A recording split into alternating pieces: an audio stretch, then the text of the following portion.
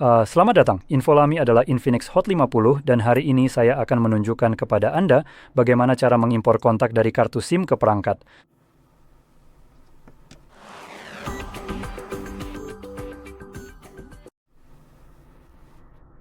Oke, untuk memulai Anda perlu membuka aplikasi kontak mandiri Anda.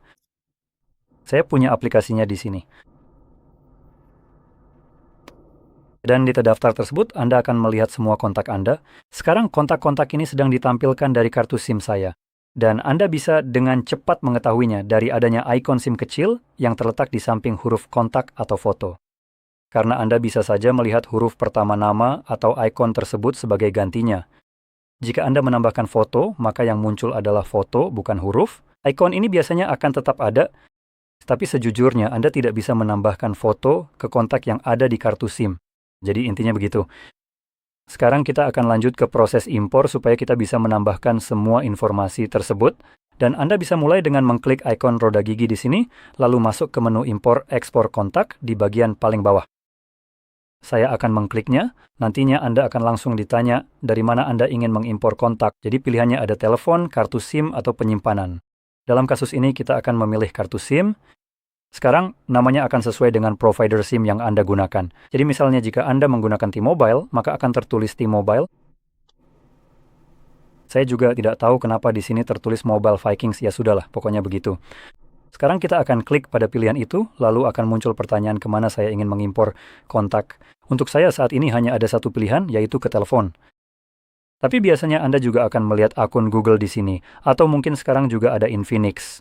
Secara umum, saya selalu menyarankan untuk mengimpor kontak ke telepon, dan ada alasannya, yaitu jika Anda mengimpor kontak ke cloud, seperti Google, pada dasarnya Anda memberikan semua informasi pribadi milik kontak-kontak ini kepada Google agar mereka bisa membuat profil yang lebih baik tentang orang tersebut, untuk keperluan iklan dan monetisasi.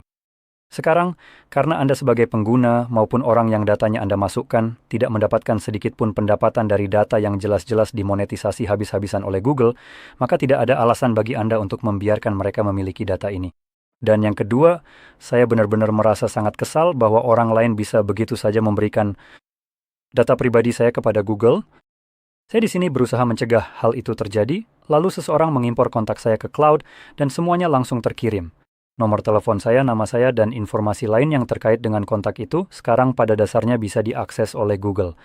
Saya berusaha mencegah hal ini terjadi, tapi orang lain bisa dengan mudah mengabaikan logika itu dan melakukannya tanpa izin saya. Luar biasa sekali. Jadi intinya, saya akan memilih itu, dan setelah Anda memilih salah satu opsi, itu akan terlihat untuk Anda. Anda akan melihat daftar kontak yang ada di kartu SIM Anda dalam kasus ini. Dan Anda bisa memilih satu persatu secara manual. Atau Anda bisa memilih semuanya sekaligus di kotak atas ini dan membatalkan pilihan untuk yang tidak Anda inginkan. Intinya, pastikan semua yang Anda inginkan sudah dipilih dan lakukan dengan cara tercepat yang Anda bisa. Dan dari sana, klik OK dan kontak-kontak sekarang sudah diimpor, jadi kita bisa kembali ke daftar kontak kita. Hal menarik di sini adalah kontak yang sudah diimpor akan menggantikan kontak yang ada di kartu SIM Anda, jadi kita tetap hanya melihat 3 kontak saja. Saya sudah mengimpor 2 kontak dan itu langsung tergantikan. 2 kontak pertama yang sebelumnya ditampilkan dari kartu SIM sekarang digantikan oleh kontak yang baru diimpor ke ponsel. Dan yang terakhir yang tidak saya impor masih tetap ditampilkan dari SIM. Sekarang, masuk ke opsi, jika kita klik ke salah satu kontak ini lalu pilih tombol edit yang ada di sini. Anda bisa lihat kita bisa menambahkan banyak informasi. Itulah salah satu alasan mengapa saya tidak merekomendasikan mengimpor ke cloud, karena semua informasi yang ada di sini pada dasarnya bisa diambil Google secara gratis.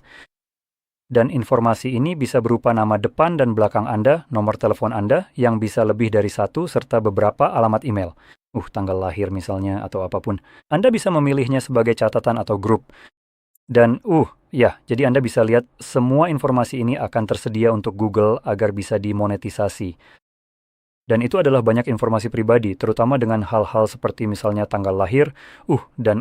Di bawah catatan Anda bisa menambahkan hal-hal seperti alamat, tergantung pada aplikasinya. Beberapa aplikasi kontak, seperti misalnya yang dari Google, memang memungkinkan Anda untuk menambahkan alamat, karena aplikasi tersebut terintegrasi dengan Google Maps. Jadi Anda bisa semacam, mengetik di Google, atur rute ke misalnya rumah Jeff kan. Dan aplikasi akan memilih kontak GF, mengambil lokasi dari sana, lalu menavigasi ke sana, benar? Itulah keuntungannya, tapi sisi negatifnya adalah sekarang Google memiliki informasi tentang di mana Jeff tinggal tanpa izin Jeff.